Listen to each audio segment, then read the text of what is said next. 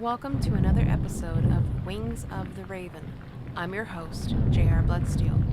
Our story tonight was sent in by an anonymous follower who wanted to share her experience and to remind everyone that sometimes it's better to just walk away and be the bad guy in someone else's story. Before we get started, I need to tell you the backstory first, as much as I hate doing so. I want to say that growing up, my parents raised me to be an understanding, non-judgmental person. Just keep that in mind as we go along. For the sake of my personal life and the integrity of those in it, I've changed some names. First, let me tell you about Jack, my first ex, because he plays a small role in this story. Jack and I met back in 2018 and immediately became really great friends. We talked daily and could tell each other anything. Towards the end of 2019, we realized that there was more between us than just friendship and decided to try expanding upon things between us. Turns out, that's not always a good idea. It went south so quickly, it nearly gave me whiplash. The following 8 months nearly ruined our friendship, and by the middle of August 2020, we had completely stopped talking to one another. It was a bitter situation that left me completely exhausted, but I missed him in my life. Jumping to January of 2021, he reached out and we decided we would attempt to salvage what was left of our friendship. He had moved on, he was with another woman, and that was that. Between January and March, Jack and I didn't speak much, to my surprise. It was like he had never reached out, so I let things with him slide for the most part. Now, bear that in mind as I get into the real story. When I decided to get back onto the dating scene, I was hesitant at first. After everything I had gone through in 2020 with Jack, I wasn't sure if I wanted to have another relationship. But, like every other young woman who was curious about life, I decided to bite the bullet and make an online dating profile. On Facebook, no less. I didn't even know they had a dating portal up to this point. I knew it was stupid and I wasn't expecting much, but to my surprise, it wasn't a totally bad experience. I had some nice conversations with a few guys, and I wasn't miserable. One day, I matched with this guy, who I'll call Steve. Steve wasn't exactly my type, but I liked what he had in his bio, and I felt that if the connection was there, I could easily overlook him not being my type. This was right at the end of April 2021. We started messaging one another, and before I knew it, our messages were just getting longer and longer. We had so many things in common, and I found myself getting excited. This was it. This was what I had wanted. Someone to talk to who understood me and my viewpoints, had the same interests as me, and wouldn't go weeks without replying. Pretty soon, our messages turned into video chats and phone calls. He lived about 40 minutes from me, didn't have a car, and still lived with his parents. To some, those are red flags, but to me, I chalk them up as life being hard. The pandemic had messed up the lives of so many people, and me being me, I didn't think much of that. Over the next 2 months, we dated. Over the next 2 months, I became more and more aware of just how screwed up his life was. But again, I didn't want to pass judgment. He had a really rough childhood, and I thought that was the reason for a lot of his mentality. By the end of May, we officially became a couple.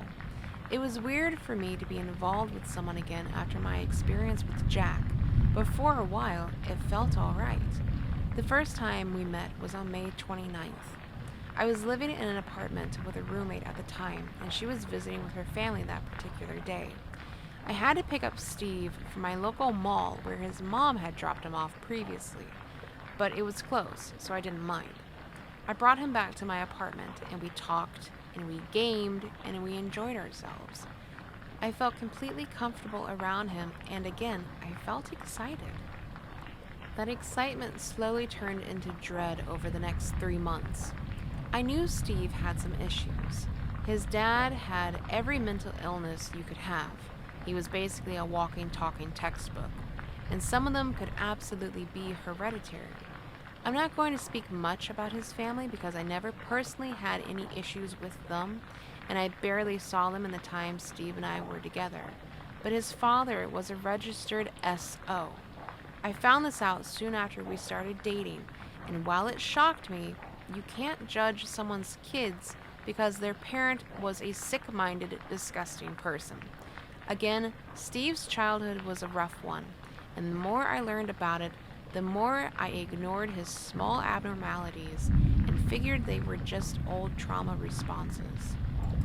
Something else you should know is that we're both Christians, but Steve was the kind of Christian that instead of making you feel welcomed and safe, there were times when he sounded like he was slightly off his rocker. I believe in an afterlife. I believe in the paranormal and a lot of superstitious propaganda. I am not what some people call a holy roller. Steve, on the other hand, was, to a point. He told me one night that he had seen God and Jesus in his dreams. Sure, I believe that God can reach out to us in ways we don't understand, but what he said after I questioned him made me wonder if I needed to start being concerned. I can't remember everything he said about the dreams, but I specifically remember him saying that Jesus had a cell phone. He was completely convinced that this was God and his son who had visited him in his dreams. Was that possible? Maybe. Did I think it was factual? Not a chance. You have the people who know God, and then you have the people who talk with God, and he proceeds to tell them what to do. Steve struck me as the latter. Once again, I didn't let that scare me away. It alarmed me, but I chalked it up to him having a strong sense of faith and maybe an overactive imagination. I mentioned I believe in the paranormal for a reason as well, because right after the God came to me in a dream conversation, he hit me with, "Oh, and I can see demons." I believe in ghosts. I believe in evil and good, but you can't convince me there are demons walking down the streets. He told me these elaborate stories from when he was younger, about how he was over at his friend's house, and late at night he saw this creature-like dog demon thing across the street, hiding beside a house. I'm not going to turn my nose up at someone's paranormal experience, but that mixing with Jesus having a cell phone raised even more alarms in my mind. Over the next 3 months, things progressively got worse. Anytime we got together, I would go and pick him up. For some people, 40 minutes isn't far, but for me, it wasn't easy because I could barely afford the gas. And of course, I was always the one paying for it. He never offered. Things went from slightly strange to full-on weird faster than I could focus. I don't want to say everything he did because it might offend some people who choose to live their lives in a particular way, but I will say this. When we met, his values were decent and Christian-based, but over time, they shifted so far, it alarmed me even more. He had disturbing adult fantasies, kinks that would make anyone uncomfortable, and towards the end of our relationship, he was showing visible signs of trust and control issues. Now let me bring Jack back into the story. When Steve and I started dating, I told him about Jack and our history. Knowing that Jack and I would still talk from time to time made Steve very uncomfortable. I didn't have the guts and glory to tell Steve, "Well, that's just too bad, isn't it?" Instead, I cut my remaining ties with Jack. By this point, Jack and I hadn't talked for quite a while, and I no longer saw the point of trying to rekindle the dwindling friendship, a choice I would later regret. Jack had a young son, and with Steve slowly showing signs of a jealousy issue, I didn't want to put Jack in Steve's way. On the off chance something ever were to go haywire, I told Steve I would no longer talk to Jack, and that was that.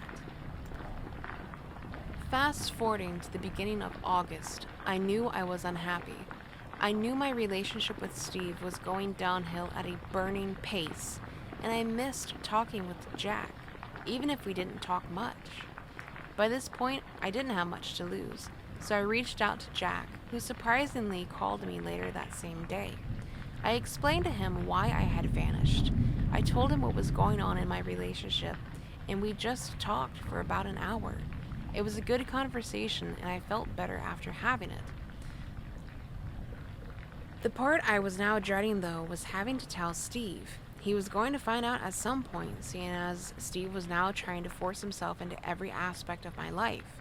By now, come rain or shine, he would call me nightly. It didn't matter what I was doing, and if I didn't answer him, he would call my parents to see if I was all right. Never mind the fact that his nightly calls would take place between 1 and 3 in the morning. Mind you, I'm a fully grown woman and I did not live at home.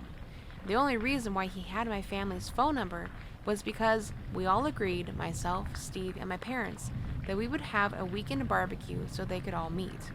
I stopped by their house first and realized I had forgotten my cell phone back at my apartment.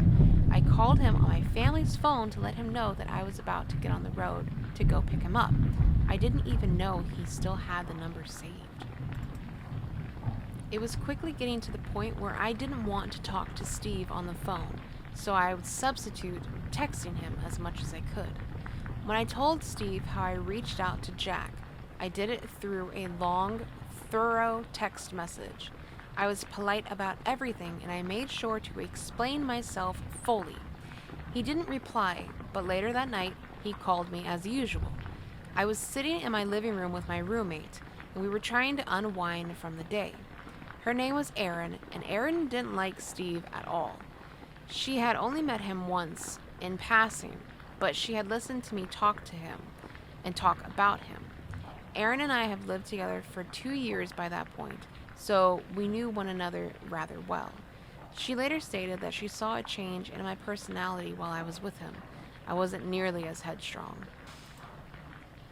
Erin overheard my call with Steve that night because I was having issues with my cell phone. If it wasn't on speaker, the other person couldn't hear me. Now please know that I have absolutely no issues when it comes to a man showing emotions. I think it's attractive to see a man who isn't afraid to cry. But when I answered the phone and all I heard on the other end was the silent sound of subtle sobbing, my skin began to crawl. Everything between Jack and I was completely innocent, and Steve knew this. Never mind the fact we had only been in a relationship for 3 months. By now, I knew how he wanted our wedding to be like. Yes, he had planned that and told me. Right down to my dress, he had it all sorted out. By now, my non-judgmental side was blowing away in the wind. I was so tired of walking on eggshells around him, and Erin was right. I was diluting my personality for him. I felt like a babysitter half the time. About 5 minutes passed of mostly silence before he asked me the last 2 questions of our relationship. The first one was, "Are you going to be able to control yourself?" His voice was cold and flat, making Erin and I glance at one another. Instantly, I felt my blood pressure begin to rise. Jack was involved with another woman, happily, and I told Steve that. Controlling myself isn't going to be an issue. He's with someone else, and I'm with you. His next question was, "Is this what you really want?" My answer was, yes. And what he said next made the room turn red. "I guess I'll allow it," passed his lips, and the next minute after that is now a blur to me. The way he said it was threatening, and I felt like I had finally woken up as I finally gave him the piece of my mind I had been holding back for close to a month by this point.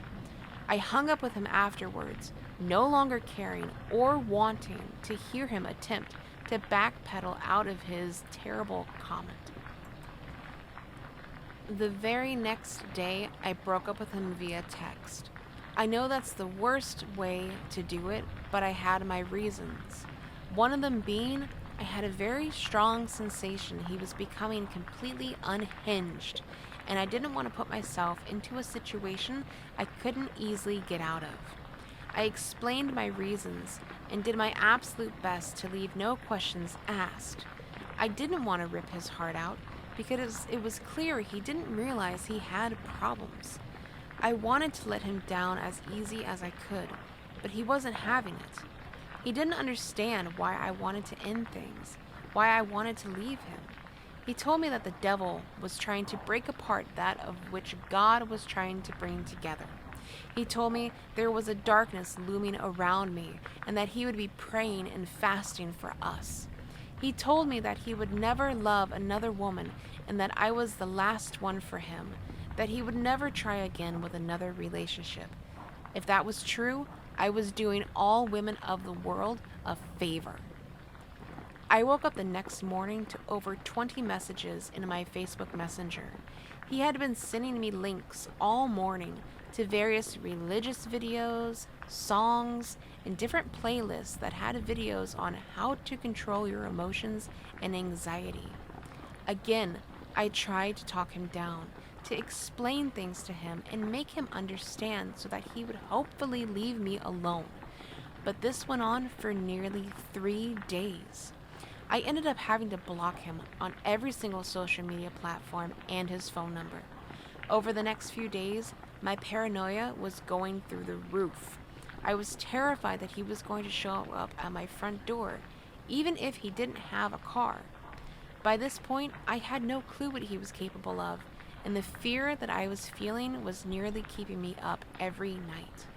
But the story doesn't end there. Like I said, the pandemic ruined a lot of lives. I was struggling financially worse than I ever had before, and about 2 weeks later, after everything was Steve, I moved out of the apartment and moved back in with my parents. I was in my early 20s, but it was a move I didn't want to have to make. My family has always been there for me and welcomed me back with open arms, but I felt like I was taking 5 steps back. The only good thing that I found real comfort in was the fact that Steve didn't have this address. He was never tech savvy, so the odds of him finding it on Google were slim. And the only time he was here, I drove us. I was the only one who had the address, so I finally felt safe. I could sleep. I could comfortably walk outside and not feel like a jittery fool. 2 weeks passed. I was myself again. I felt like I had woken up from a coma. My sight and mind were clear, and I truly realized just how screwed up he was and how dysfunctional and toxic our relationship had become. It was late one night, probably around midnight, that I had walked out front to put the trash out.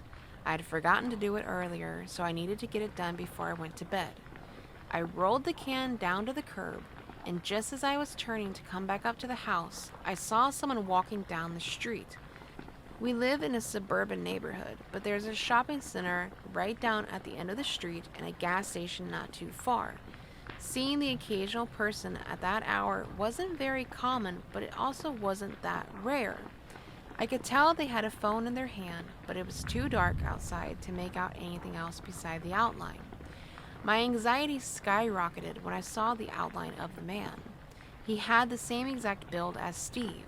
My mind went into full panic mode as I quietly rushed back inside and locked the door behind me. I was so creeped out, but rationally, I didn't know if it was him or not. His build wasn't uncommon, it was average. There are millions of people who look like him, but something in the back of my mind was screaming. Forcing myself to calm down, I knew the odds were impossible. They were just impossible. He didn't have a car, and there was nowhere around here for him to stay, and the odds were just too high. Taking a deep breath, I calmed down and forced myself to go to bed. A few more nights passed without incidents. It was the end of the week, and it was late at night again. I have the nasty habit of not closing my bedroom curtains when it gets dark outside. I never thought much about it, honestly. This night I had forgotten to close them, and my desk faces my larger window overlooking the backyard. Our neighbors directly behind us have a wooden fence that's withering away. There are slats missing, some were broken, and it still looks like hell to this day. When I would look up from my computer, I could see directly through their backyard to the other street through one of the missing slat openings. As I was working, I started to get this intense sensation of being watched. By now, I knew how my paranoia would get the best of me and how I would quickly turn nothing into something for my own trauma response. My room was dimly lit, making it to where I could still see outside. In the attempt to prove to myself that I was jumping to conclusions, I made myself look up. Even with the dim lighting, I had to give my eyes a second to adjust to the darkness. It took me a second to realize that the light I would normally see shining through the opening was blocked out, and a second longer before I realized I was staring back at someone. Even now, I can see him in my mind, glaring, and I hate it. I hate it so much. I screamed and nearly flipped my chair from how hard I jerked back. I looked back and he was gone, but it was game on now. My parents, who were still awake, came rushing in after hearing me scream. I was in a complete panic. My mind was reeling. All that time, he was just standing there watching me. How did he even find me? I was beside myself. My mom called the police, and it wasn't long before an officer showed up. I told him what happened, and I told him about Steve.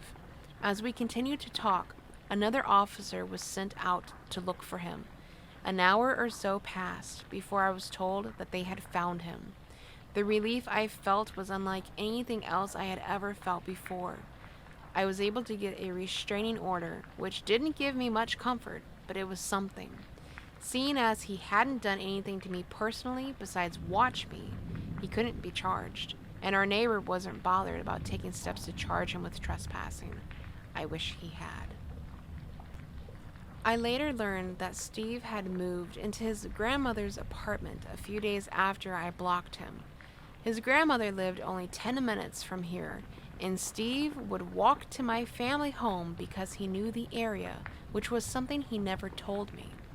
Upon further investigation, they found photos of me that were taken at the apartment, photos of my family, and photos of me that were taken at my family home, taped up to his bedroom walls.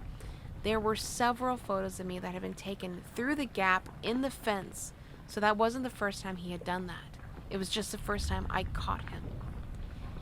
It's now 2023, and I have never seen or heard from him again, which is something I'm extremely grateful for. I still get nervous when I go out, hoping and praying I won't accidentally run into him. I want to move out of this city, but life hasn't made that possible for me just yet. I haven't had another relationship yet because the idea of not knowing if someone is insane right off the bat doesn't sit right with me. I know the day will come when I'll be able to open myself up again to the idea, but for now, I'm content just working on myself and learning how to not look over my shoulder every other minute. Do you have a true horror story you would like to share? Email me at WingsOfTheRaven.Podcast@gmail.com and it might be featured on the podcast. Thanks for listening. Stay safe.